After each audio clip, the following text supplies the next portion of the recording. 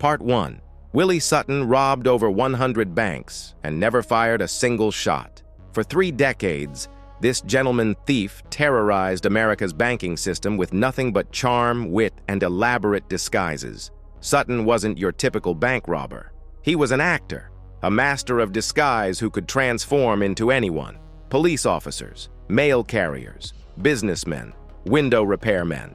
His preparation was obsessive. Sutton would spend months studying a single bank, learning guard schedules, mapping escape routes, memorizing every detail. When he finally struck, witnesses barely knew what happened. He'd walk in wearing a perfect uniform, flash fake credentials, and calmly announce the robbery. His victims often described him as polite, professional, almost apologetic.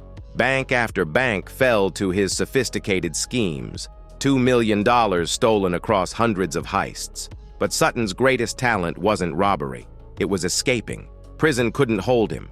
He dug tunnels, disguised himself as guards, vanished into thin air. The FBI launched massive manhunts, but Willie the actor always stayed one step ahead, until one final job changed everything. Part 2. Sutton's legendary career finally caught up with him in 1952. After his most daring prison escape, he'd been free for 6 years, living quietly in New York under a false identity. But a tip from an informant led police straight to him. When they surrounded him on a Brooklyn street, Sutton didn't resist. He simply smiled and surrendered. At his arrest, reporters swarmed him. That's when he delivered the line that made him famous. "Why do you rob banks, Willie?" "Because that's where the money is." The quote became legendary, even inspiring a medical term called Sutton's Law. Despite spending over half his life behind bars, Americans loved him. He never hurt anyone, never used violence. He was the criminal you could root for. Hollywood made movies about him. Authors wrote books.